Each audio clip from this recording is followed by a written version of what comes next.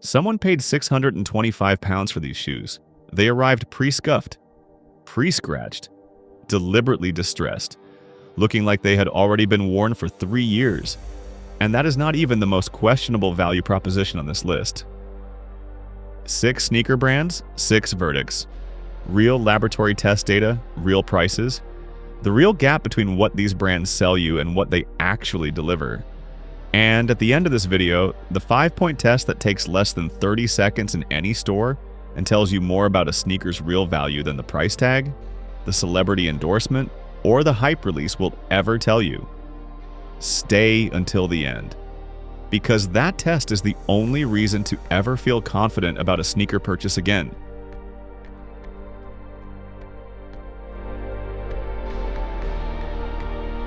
Sneakers are no longer just shoes.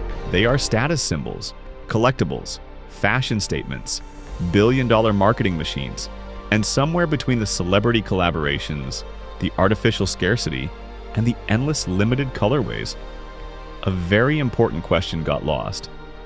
Is the shoe actually worth the money? This video does not claim that every sneaker made by these 6 companies is bad.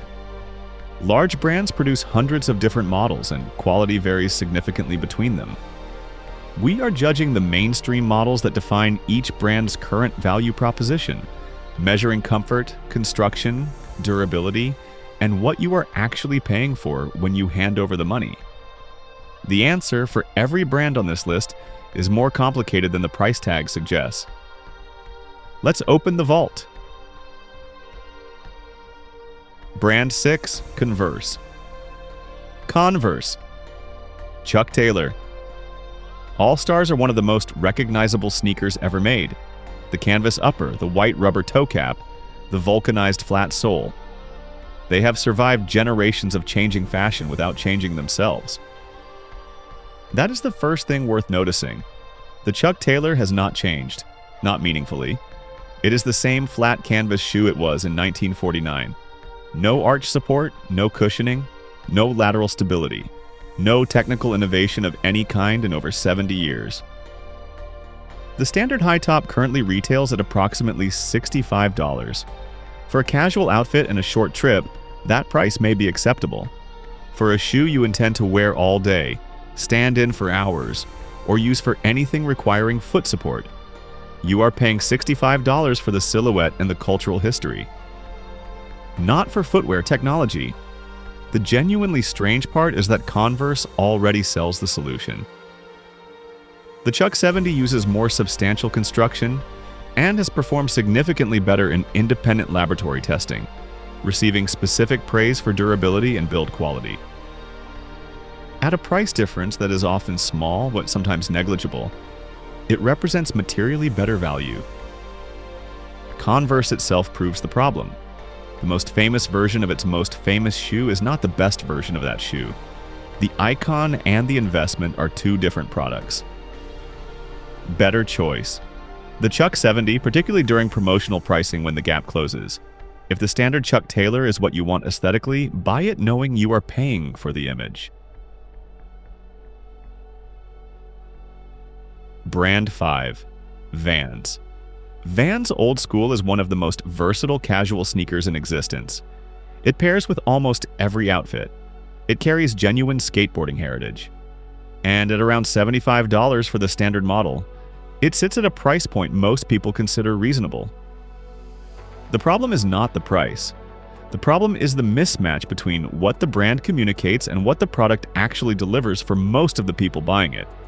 Independent testing confirmed the Old School has a durable outsole and handles surface abrasion reasonably well. But the same testing concluded it is not especially durable compared with more modern skate shoes, which matters because most people buy Vans precisely because of the skateboarding image. The toe creases. The sidewall can separate. The canvas attracts stains. And the flat construction, an intentional design feature for board feel, becomes tiring over long periods of walking or standing. Vans is not a bad brand. The value problem appears when shoppers pay for the skate identity while unknowingly purchasing the lifestyle version of that identity. The shoes are not the same thing. Vans makes a skate line with reinforced construction, better impact protection, and harder-wearing materials, specifically designed for demanding use. That is the shoe the brand image implies. That is not the shoe most people buy. Better choice. Vans skate old school if you want the heritage with proper construction. Or compare the classic with New Balance or Asics retro models if comfort over distance matters more. Brand 4. On. On is the most recent brand on this list to achieve global mainstream recognition. It built that recognition on Swiss precision, distinctive hollow cushioning pods, and a visual identity that works equally in a gym, an airport, and a technology company office.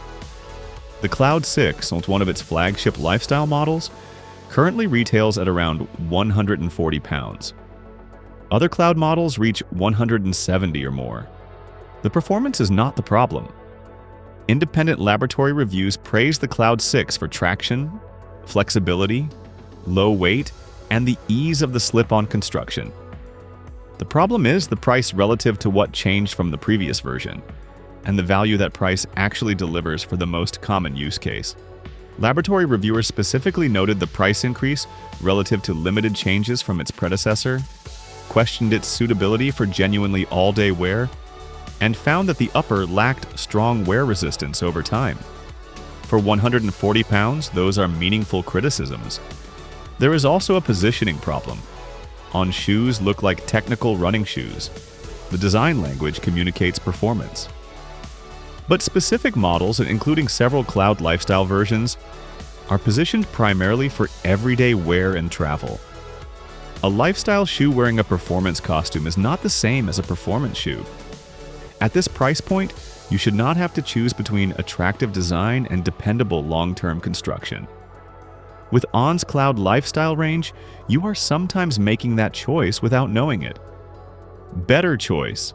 Decide whether you need a running shoe, a walking shoe, or a fashion sneaker first. Then compare. On against Asics, Brooks, or New Balance, built specifically for that purpose. Brand 3. Nike. Nike is not on this list because every Nike shoe is poor value. It is on this list because the swoosh has mastered something that has almost nothing to do with the product.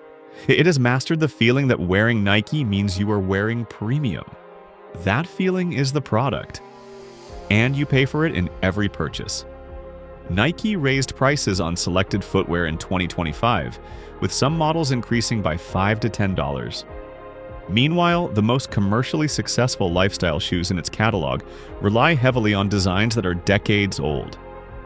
The Air Force One was designed in 1982, the Dunk in 1985, the Jordan 1 in 1985. These are not new shoes. They are nostalgic ones, recolored and re-released at prices that have grown dramatically since their original retail. Independent laboratory testing of the Nike Dunk Low described it as rigid, poorly cushioned, and unsuitable for people who need comfortable all-day support. That is a significant finding for a shoe that retails at over $100 and is positioned as a premium lifestyle product. The logo tax becomes visible when you compare within Nike's own catalog.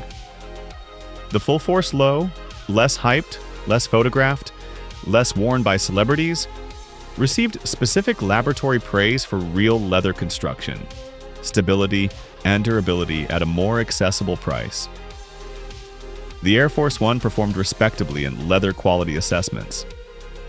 Both are available in the same stores as the Dunk. The hype shoe and the well-built shoe are not always the same shoe. Sometimes the most advertised product in the range is not the most valuable product in the range. Better choice.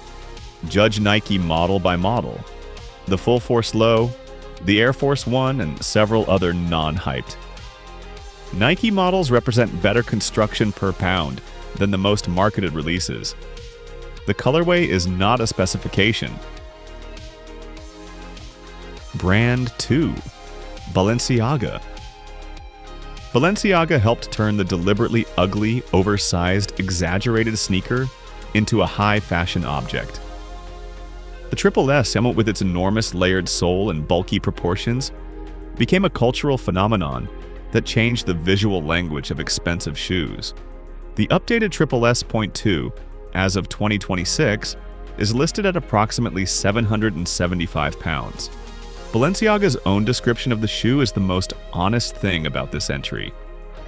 The brand calls it a cultural phenomenon and an icon of the fashion house. Not a technical achievement, not an engineering breakthrough, a cultural phenomenon. That description tells you exactly what you are buying. You are purchasing Balenciaga's design language, fashion house status, runway credibility, and the recognizable silhouette. You are not purchasing 775 pounds worth of running performance, cushioning technology, or superior construction. For the price of one pair of Triple S2S, a consumer could purchase separate purpose-built footwear for running, walking, the gym, and casual everyday use, all with better technical specifications in their respective categories. Fashion is emotional. Art is subjective. Some buyers genuinely love the silhouette enough to consider the price justified. That is a legitimate position. What is not legitimate is buying the Triple S and believing the construction matches the cost. Remove the name, the runway history, and the social signal. Ask whether you would pay the same price for the materials, the comfort, and the durability alone. For most buyers, the honest answer reveals what the purchase is actually for. Better choice: New Balance, Asics, or Adidas for complex retro running silhouettes with genuine technical specifications at a small fraction of the price. Brand 1. Golden Goose. Here is the full story of the shoes from the hook. Golden Goose created one of the most extraordinary psychological achievements in the history of retail fashion. They convinced people to pay for damage. The Superstar, the brand's signature sneaker, arrives pre-scuffed, pre-scratched, pre-distressed. The sole shows wear, the upper shows wear, the laces show wear. Every pair is individually treated to look like it has already been through years of use, before you have put it on for the first time. In 2026, that experience costs between £415 and £535 in the United Kingdom. Some versions exceed $600 in the United States. The brand's defense is genuine in parts.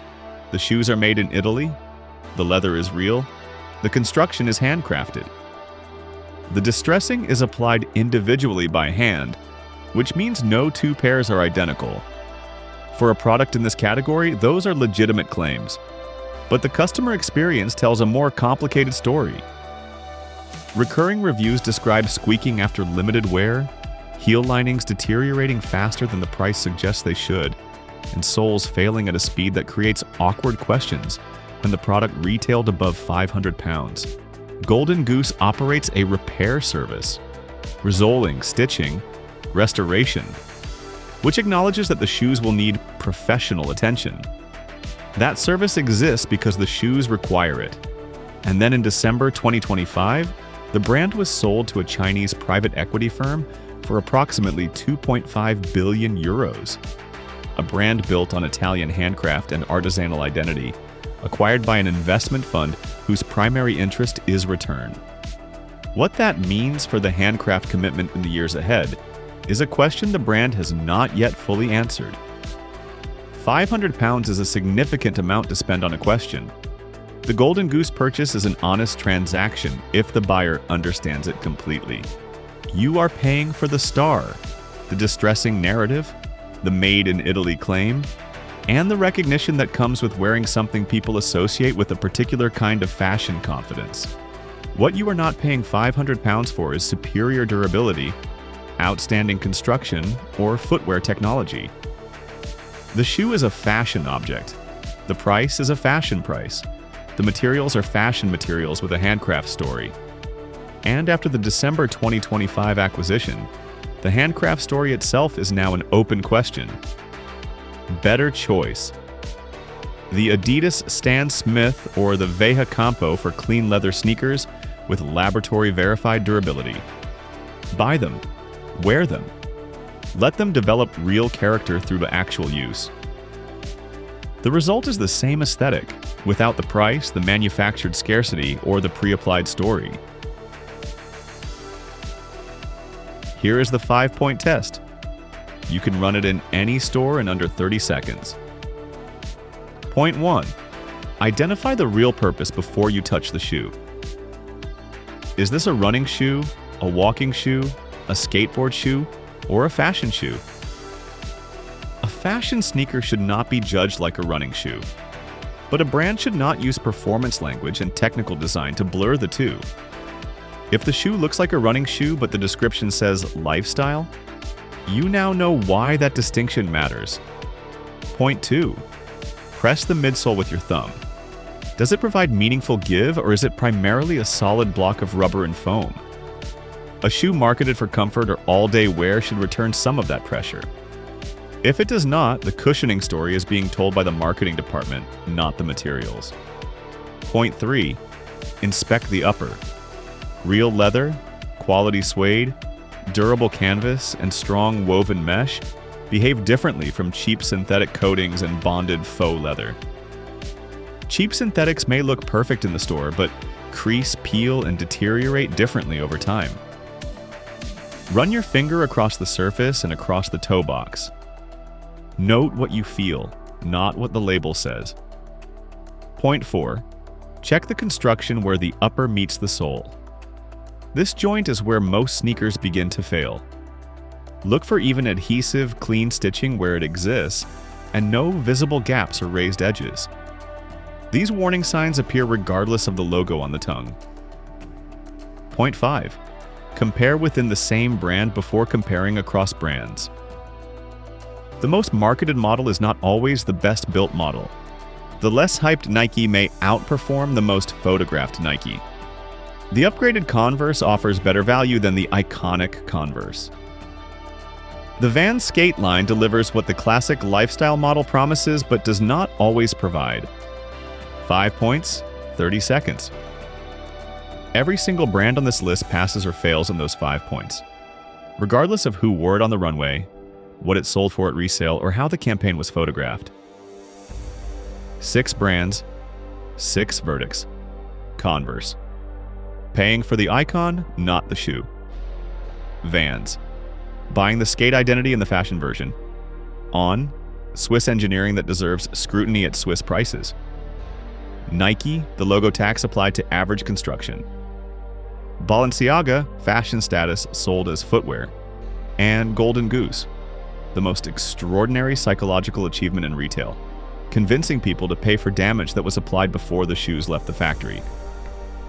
Every brand on this list is selling you something real. The question is whether what they are selling you is what you think you are buying. Converse is selling you a cultural icon. Vans is selling you a skateboarding identity. On is selling you a Swiss aesthetic. Nike is selling you a logo with enormous emotional power. Balenciaga is selling you fashion house status. Golden Goose is selling you a handcraft narrative and a pre-applied story of wear. None of those things are fraudulent. All of them are real products with real markets. What changes, now that you know what each of those things actually cost to produce and what the alternatives are, is whether you choose them consciously. Buy the shoe, not the story. Now I want to hear from you. Which sneaker brand on this list has cost you money you regret spending? And which affordable shoe have you owned that has lasted far longer than you expected?